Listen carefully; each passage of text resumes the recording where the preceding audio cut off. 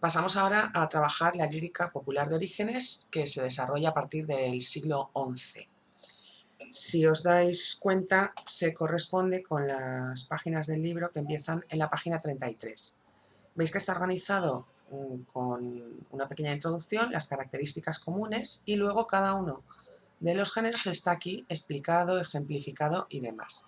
Y al final de estos materiales tenéis un cuadro, en la página 37, en el que se trabajan los aspectos fundamentales de cada una de los tipos de lírica popular. ¿Os acordáis que estaban las jarchas mozárabes, las cantigas galaico-portuguesas y el villancico castellano? En cada una de ellas se analiza cuándo se ponen por escrito, cuál es la lengua que utilizan, dónde están, si son composiciones independientes o no, su autor, que como veis es anónimo en todos, y las características temáticas, la métrica y los recursos estilísticos. Os voy a hacer la presentación y luego volvemos a la tabla. Vale. Los géneros son los tres que hemos visto: las jarchas en mozárabe, las cantigas de amigo galaico-portuguesas y los villancicos castellanos. Todos tienen unas características comunes. Desde el punto de vista formal, son todas breves, son composiciones líricas, son poesía, su autor es anónimo y se transmiten de forma oral. Desde el punto de vista temático, en todas ellas habla una mujer, por eso se considera lírica femenina, si bien los que luego las ponen por escrito, en los cancioneros y demás, son hombres. El tema más importante es el amor, y normalmente se centra en las quejas amorosas por la ausencia del amado. Suele aparecer un destinatario explícito, es decir, la chica se dirige a alguien, a su madre, a sus amigas, a sus hermanas, depende. Y ahí tenéis un ejemplo, ¿veis? Decidme, esta es una jarcha que está escrita en mozárabe y esta sería la traducción, ¿veis? Decidme, hay hermanitas, se refiere a sus hermanas, habla a sus hermanas, es el destinatario, y cómo contener mi mal, esta es la queja amorosa, sin el amado no viviré, etc. Desde el punto de vista de la métrica, todas tienen rima sonante, utilizan los versos de arte menor y presentan irregularidad métrica. Y en algunas encontramos estribillo, como en este ejemplo que tenéis aquí, que es una cantiga galaico-portuguesa, ¿veis? Arte menor, la rima es asonante y en algunos casos, si contamos las sílabas, veremos que no todos coinciden con el número de sílabas. Estas son de 8 y aquí hay una de 7. Y este sería el estribillo. Este es un tipo de métrica popular, es una métrica más sencilla que la métrica culta, que suele utilizar versos más largos, la rima consonante y la medida de los versos regulares, porque esas son más difíciles. En cuanto al estilo, las figuras retóricas que utilizan también son sencillas, sobre todo el paralelismo, que puede ser de formal, es decir, cuando se repite la estructura, como en este ejemplo, ¿veis? Que también te parecí, que tan presto me olvidaste. La conjunción que, el intensificador tan, el adjetivo, el complemento indirecto y el verbo. O bien pueden repetir los contenidos, es decir, dicen lo mismo pero con distintas palabras. Y aquí tenéis un ejemplo: se va mi corazón, volverá, me duele por el amado, está enfermo, es decir, todo el tema, el dolor, la enfermedad, etc. Está diciendo más o menos todo el rato lo mismo. Ahora vamos a empezar con los distintos géneros y vamos a ver algunas cuestiones que son específicas de estos géneros. Las jarchas, pues como veis, utiliza el mozárabe y aparece aljamía. ¿Esto qué quiere decir? Pues que el autor escribe con caracteres árabes, pero lo que hay escrito es lengua mozárabe, que es una lengua distinta. Fijaos, voy a escribir con caracteres griegos.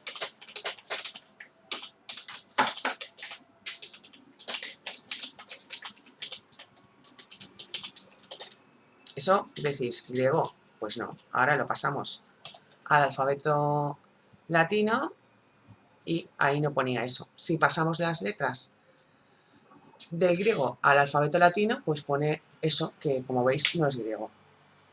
¿Veis? Estoy utilizando un alfabeto para escribir en una lengua que utiliza normalmente otro alfabeto. Esto es la aljamía, que como veis ahí tampoco se entiende, pero si lo cambiamos al alfabeto latino, pues esa es la aljamía. Además, se sitúan al final de la Moaxaja y el autor es anónimo como en todas las obras. Aquí tenéis un ejemplo. Esta es hebrea, está escrita con caracteres hebreos. Esto de aquí sería una Moaxaja en la cual un autor culto pues escribe un poema sobre cualquier tema, pues por ejemplo un canto de alabanza a su Señor.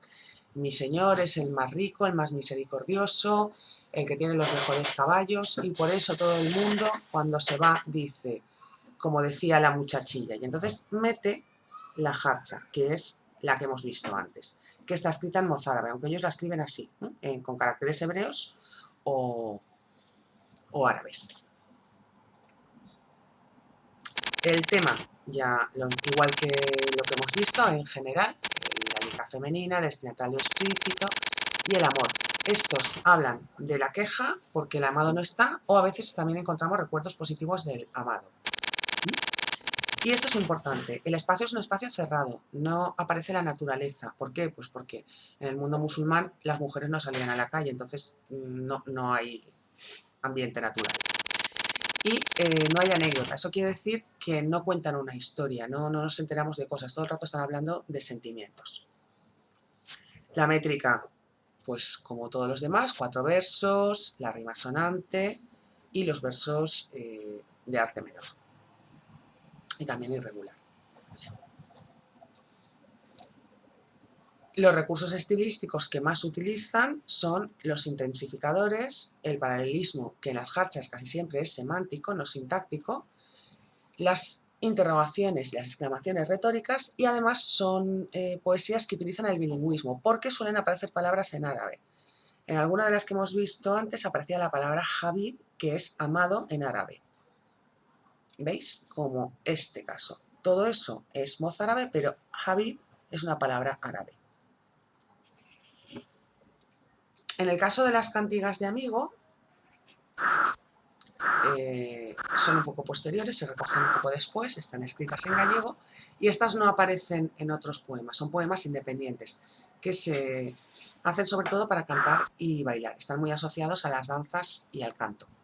Desde el punto de vista temático, sigue los mismos patrones que las anteriores, lírica femenina con destinatario explícito, pero aquí se centran, el tema amoroso se centra sobre todo en la tristeza, en la añoranza, en la ausencia del amado, etc.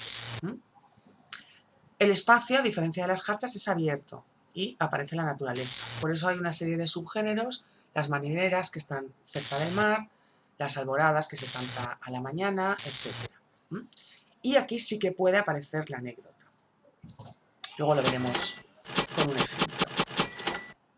También utilizan una métrica bastante sencilla, pero encontramos composiciones con estribillo. Y una muy específica es esta, el pareado con estribillo. ¿Veis? 2 versos que riman entre sí y luego el estribillo.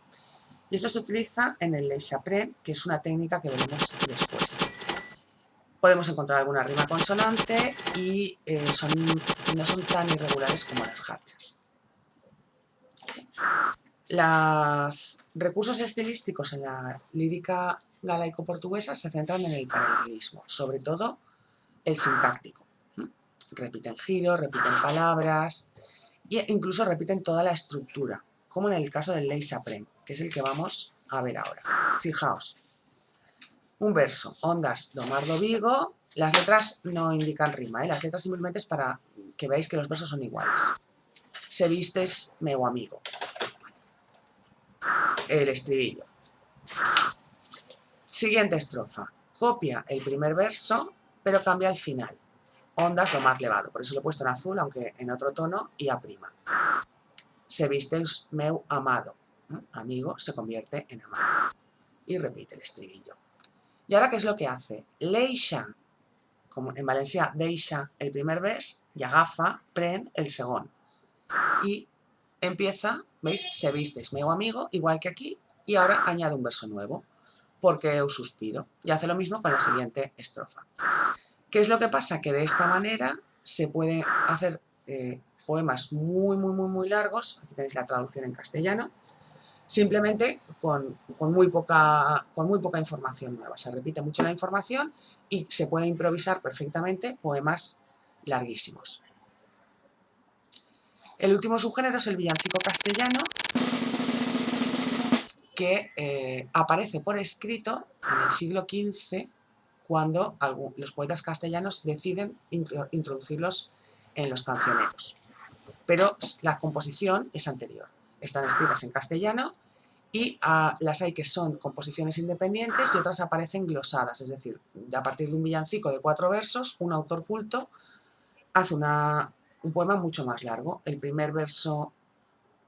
Con el primer verso del villancico hace una estrofa, con el segundo otra, etc.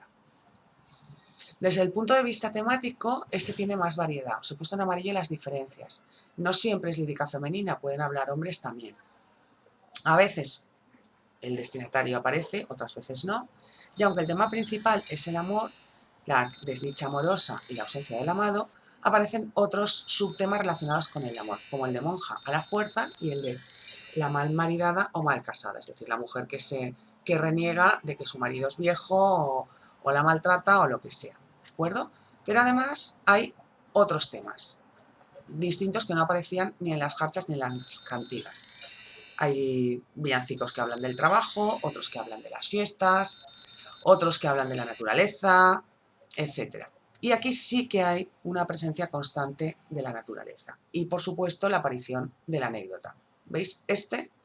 Tiene que ver con las fiestas. Hoy comamos y bebamos y cantemos y holguemos, que mañana ayunaremos por honra de San Antruejo. Es la fiesta de San Antruejo y están hablando de hacer una fiesta. De la métrica, pues como las otras que hemos visto, entre 2 y 4 versos por estrofa, rima sonante, verso de arte menor y métrica irregular, aunque no tanto como la de las jarchas. Y desde el punto de vista de las figuras retóricas, pues las oraciones son breves, hay muchos verbos de movimiento y pocos adjetivos. Y luego las otras que ya hemos visto, las interrogaciones y las exclamaciones retóricas, las repeticiones y los paralelismos. Y con esto terminamos con la lírica, pero os voy a enseñar el esquema. Veis que aquí recoge todo lo que os he explicado, pero en forma de esquema. Con esto es con lo que haremos el comentario de texto el próximo día. Así podéis ver lo que es igual, anónimo, anónimo, anónimo, lírica femenina, y lo que es diferente. Pues yo que sé, el espacio cerrado, el espacio abierto y la presencia constante de la naturaleza, sin anécdota, con anécdota, etc. Vale, hasta luego.